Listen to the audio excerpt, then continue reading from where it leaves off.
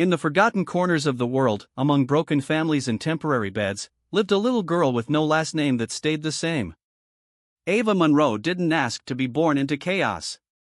But at 5 years old, her world collapsed, her mother arrested, her home gone, and her childhood replaced by the cold walls of the foster care system.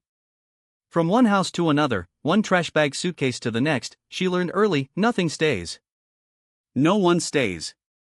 Not love. Not security. Not even her own name on school forms. But something in her stayed, her spirit. Her mind. Her refusal to give up. She found comfort in silence, and later, in books.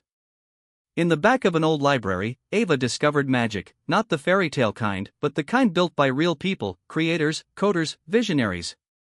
She read about Steve Jobs, and whispered to herself, I want to build something, too. With no computer, she taught herself code on borrowed school devices and written notes. She launched her first project, a simple journaling app for foster kids, called Anchor. It was flawed, but it was hers.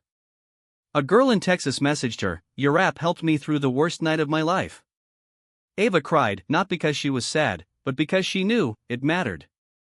She created something that mattered.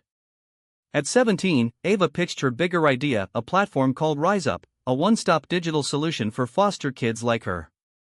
But no one listened. Too young. Too broken. Too poor. But Ava didn't fight back, she built in silence. She coded in garages. Slept on couches. Worked side gigs. Rise Up went live. A single tweet changed everything. A retweet from a former foster youth opened doors. A nonprofit stepped in. And Ava used every dollar for servers, mentors, outreach. Not for herself, for her mission. At 21, Rise Up had 80,000 users. It was saving lives. TEDx called. Ava stood on that stage and said, I didn't have parents. But I had a purpose. And the world listened. She raised funding. Hired former foster kids. Grew the platform. By 24, she was on Forbes 30 Under 30 with a headline that read, From Foster Care to Forbes. But Ava wasn't finished. She returned to the group home she once cried in. Bought it. Rebuilt it.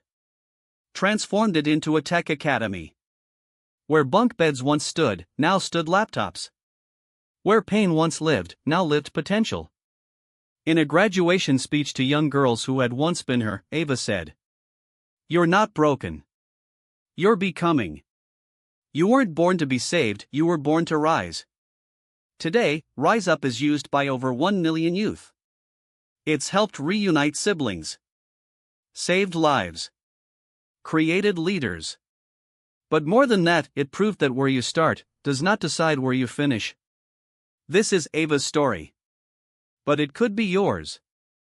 Whether you're in pain, in poverty, or simply invisible, remember this, the world may forget you, but you can build something unforgettable. Ava did. She wasn't rescued. She rose. And so can you.